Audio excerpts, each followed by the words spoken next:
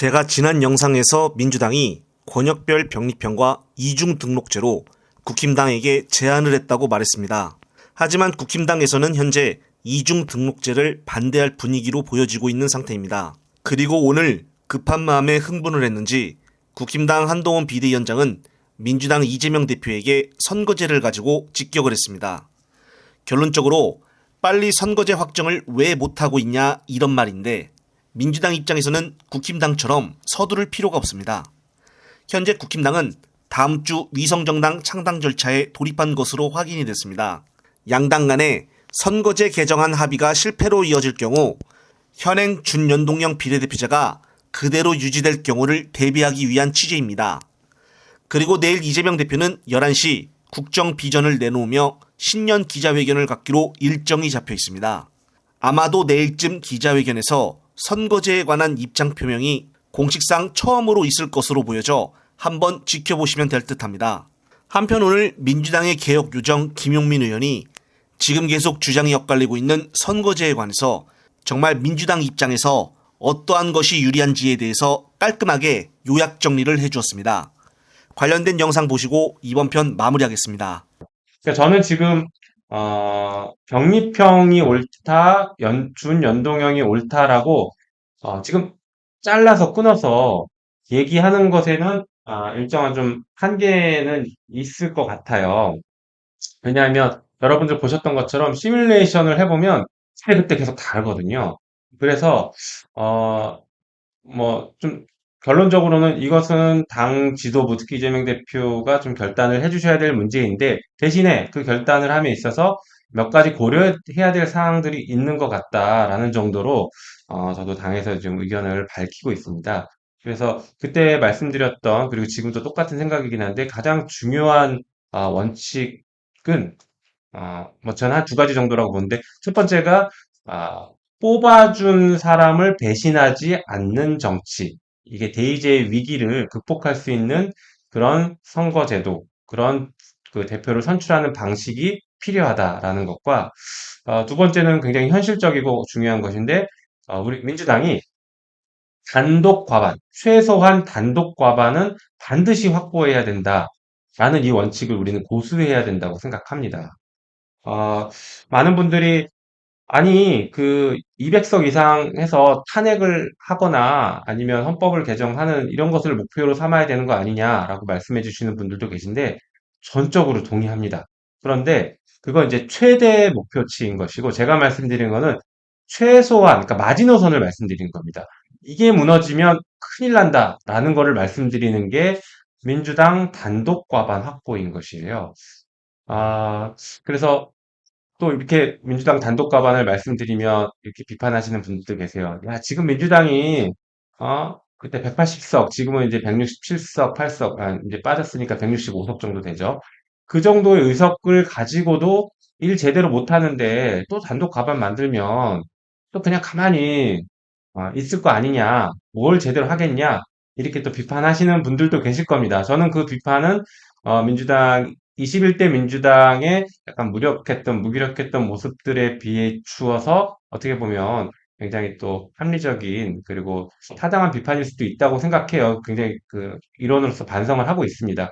그러나 제가 말씀드리고 싶은 것의 핵심은, 진짜 중요한 건 151석으로 무언가를 하겠다라는 관점보다는 151석으로 무엇을 막아낼 수 있다라는 게 방점이 찍혀 있습니다. 151석은 일단 그런 의미를 가져요. 정치적으로는 민주당이 총선에서 승리했고 윤석열 정권을 심판했다라는 여러 가지 평가들이 나올 수 있겠지만, 그걸 떠나서 실질적으로 151석 단독 과반은, 151석 이상의 단독 과반은 윤석열 정부가 무엇을 하는 것을 다 막아낼 수 있습니다. 이게 핵심이에요. 그래서 저는 마지노선으로 151석을 반드시 확보해야 된다라는 원칙이 너무나 중요하다라고 그 말씀을 드리는 겁니다.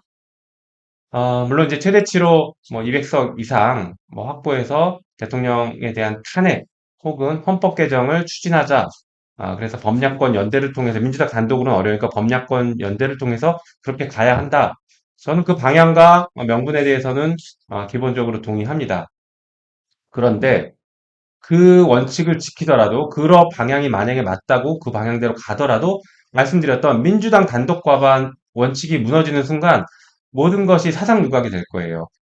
어떤 의미냐면, 아까도 말씀드린 배신과 관련된 문제인데, 우리가 범야권 연대를 이뤘다라고 하더라도, 실제로 당선된 이후에 과연 한 목소리로, 예를 들면 윤석열 정부를 심판하고 견제하고 혹은 탄핵하는 정도까지 가는데 한 목소리를 낼 수 있겠냐에 대해서는 저는 세모 혹은 X 쪽에 가깝습니다.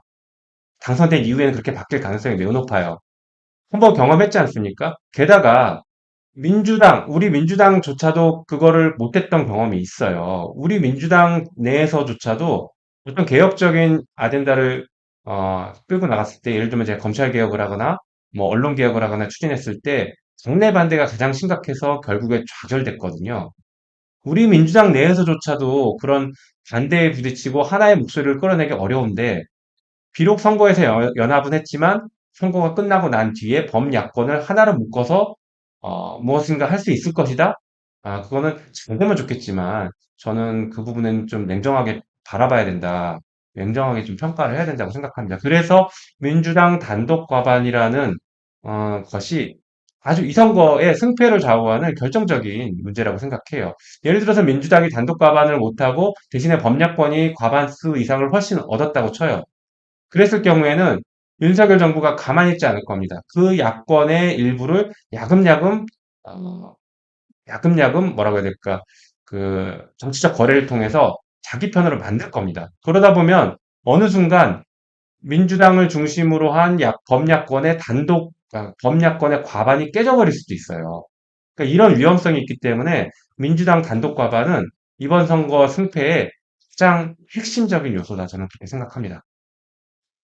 그래서 말씀드린 것처럼 최소치를 그렇게 가야 되고, 그 최소치를 확보하는 것이 중요한 전략이기 때문에 그 전략에 맞는 선거제도를 당 지도부가 좀 신속하게 정해줬으면 좋겠습니다. 사실 저는 이 문제는 국회의원들이나 당 지도부가 결정적으로 정해야 되는 것이다. 그러니까 정해서 결정해야 된다라고 원래 보고 있지 않았습니다.